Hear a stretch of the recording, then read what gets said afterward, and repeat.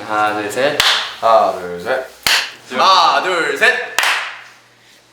반지.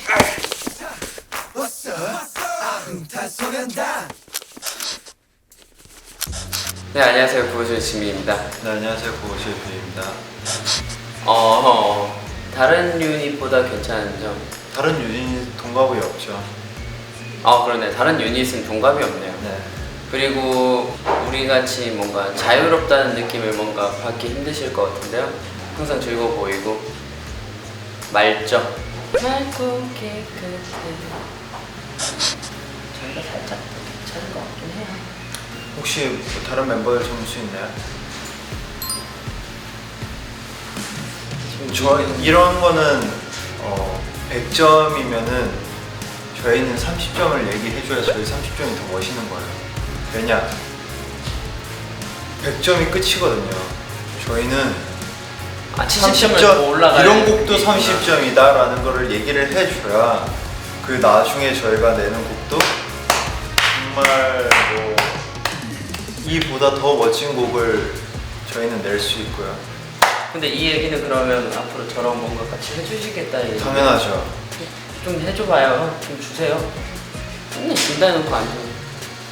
열심히 하겠습니다. 저도 열심히 30점 드리겠습니다, 친구. 지민 씨가 먼저 저한테 얘기해줬죠? 이제 사실 제 곡이 앨범에 들어가게 될지도 몰랐고 그렇게 이제 피디님과 상의 끝에 이런 뭔가 되게 귀엽고 이런 노래가 나왔기 때문에 태영 씨와 저와의 이런 뭔가 옛날부터 지금까지 이런 이야기를 담은 노래가 하나도 없었기에 같이 해보는 게 어떤가 이런 얘기가 나오게 돼서 같이 하게 됐는데 네. 태영 씨가 너무 재밌고 멋있게 잘 불러주셨잖아요. 그 조합이 되게 뭔가 어떻게 보면 되게 뻔할 수도 있는데 친구끼리 하는 거라서 그 이야기 주제가 저는 되게 신박하고 되게 좋았었던 것 같아요. 저는 태영 씨랑 앞으로도 뭐 여러 가지 많이 해보고 싶어서 좀 만들어 주시죠. 그리고 화장실에 자꾸 그렇게 하는 거 아니지. 네, 그 개인적으로는 이제 지민 씨랑 맨 처음에 할 때는 지민이랑 하면은 약간 조금 되게 무거운 거, 되게 좀 진지한 거, 좀 춤 엄청 추는 거 이런 걸 생각을 했었는데 지민이가 만든 곡을 맨 처음에 딱 듣고 나서는 뻔한 걸 안 해서 너무 좋았었던 것 같습니다. 신선해서 너무 좋았었던 것 같아요.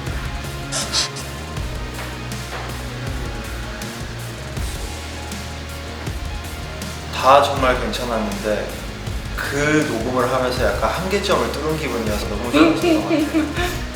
제가 그거를 올려보려고 정말 난리 브루스를 한번 쳐봤습니다. 네, 맨 처음에는 안 올라가서 이거 키 낮춰야 될 것 같은데요 라고 했는데 사비 정말 줄때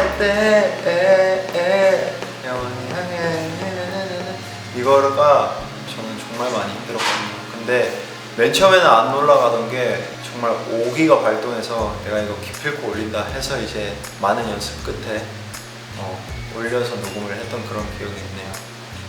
저는 사실 이 모든 상황을 다 지켜보고 있었으니까 녹음이 되어가는 전반적인 과정도 다 지켜봤었고 피디님이랑 계속 상의를 하고 있는 중이었어가지고 그래서 사실 뭐 태영이가 처음에 힘들다고 하는 얘기도 들었었어요. 그래서 근데 그럼에도 불구하고 너무 잘 어울리고 잘하니까 그 뭔가 이 키가 되게 제일 잘 어울린다고 생각했었어요. 그래서 태영이가 잘하면서 왜 그러지? 이런 생각이 오히려 더 컸는데 결국 해내는 걸 보고 역시 내 생각이 맞았어요. 저 같은 경우는 이제 믹싱 같은 거는 이제 부탁드리는 편이니까 제 입장에서는 이제 녹음을 하는 단계가 이제 가장 마지막 단계인데 그 내용을 이해하고 거기서 이제 제 목소리로 된 노래를 들었을 때 그 감정과 그 내용이 이해가 가야 하는 게 가장 먼저인 것 같아요. 보통 그냥 에티튜드라고 하는데 그게 잘 느껴지는 게 저는 가장 중요한 것 같아요. 저는 제가 목소리를 입혔을 때 전체적인 흐름에서 저는 이야기가 완성이 돼야 된다고 생각을 하고 느낌이나 분위기나 아니면은 조금 어색한 부분이나 있으면은 그 부분을 바로바로 수정하려는 편인 것 같아요. 뭐 3분이든 2분이든 4분이든 그냥 그 한 곡에 이야기가 다 담았으면 좋겠다는 생각. 저는 개인적으로 지민이랑 춤 한번 춰보고 싶어요. 오 진짜? 네, 진짜 완전 빡센 거. 아 진짜? 진짜 완전 빡센 거 진짜. 재밌는데? 고음보다 더 빡세도 되니까 그냥 완전 빡센 거 한번 쳐보고 싶어요. 꼭 장르는 무용만 아니면 될 것 같아요. 뻣뻣해가지고 제가 약간 조금 뭐랄까 좀 재밌는 곡이면 좋을 것 같긴 하는 것 같아요. 저는 뭐 그런 것도 좋고 사실 뭐 조금 딥해도 좋고 여러 가지를 한번 시도해보고 싶다는 생각은 되게 많은 것 같아요. 제가 지민 씨랑 연습생 때나 아니면은 가수 초반 데뷔하고 몇 년 안 됐을 때 저희가 정말 안무를 많이 땄었잖아요, 연습실 가서. 맞아. 그냥 그런 기억도 떠오르고 해서 그냥 같이 춤추는 거 한번 해보고 싶습니다. 너무 좋습니다. 조금 기다릴 수 있게 된 거인 것 같아요. 저는 그냥 생각하는 깊이가 많이 달라진 것 같다. 이게 그런 게 있어요.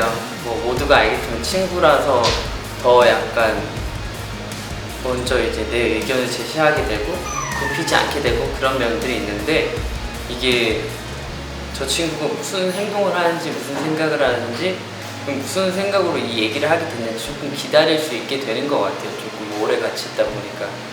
단지 이제 문제는 이 정도까지 같이 있어야지 이런 게 생길 수 있는 것 같아요. 친구라는 건 좀 그런 것 같아요.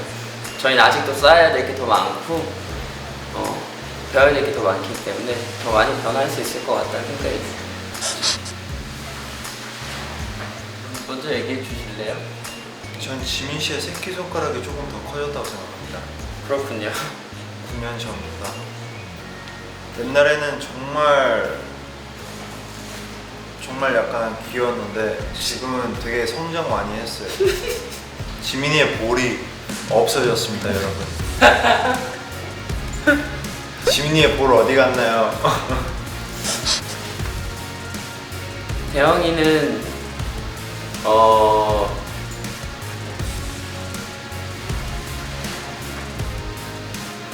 엄청 장난꾸러기였어요. 맨날 반바지 입고 다니고 빨간 반바지 기억하죠? 그쵸. 처음 만났을 때도 빨간 반바지에 빨간 스냅백이었어요. 뒷바지에 메롱 있어야죠. 그러니까 맨날 그거 입고 다니고 꼭 동네 한 명 있는 공 가지고 놀고 다니는 꼭 그 장난꾸러기들이 이 친구였던 것 같은데 코스튬이라고 하죠. 지금은 근데 그런 모습이 없어서 솔직히 조금 아쉬운 게 있어요. 근데 가끔 나오거든요. 근데 요즘 약간 태용 씨가 많이 누가 봐도 이제 냄새가 약간 어른 냄새 나니까 약간 옛날에 태용이 이거 아니었단 말이에요. 반바지 이거였는데 예. 제가 다시 타임머신을 언젠가 이제 누군가가 발명하게 된다면 그 모습을 한번 아이들에게 한번 보여드리도록 하겠습니다. 거의 다 얘기했는데 이런 거죠. 뭐 밥을 먹고 연습을 할 것인가, 연습을 하고 맞아. 밥을 먹을 것인가. 딱 이거였어요. 근데 너는 먹고 난 먹고 해야 된다. 연습하자였고, 난 먹으면서 해야 된다. 그러니까 먹으면서 해야 연습하고 밥을 먹자였고, 그 이걸로 다퉜는데 결국 그냥 화해하고 끝났죠 사실. 아니요, 이것 동안 우리 2주 동안 얘기 안 했었어요. 그때 제가 딱 그 드라마 촬영할 때였어요. 근데 이제 먹고 싶은 거는 먹었어야 됐나 봐요. 어렸어가지고. 그래가지고 먹으면서 하고 싶다 했는데 지금 멤버들 다 못 먹었는데 너만 먹으면 좀 그렇지 않느냐. 그러니까 연습 끝나고 먹자. 야, 나 배고프다고. 나 먹으면서 해야 돼. 이러고.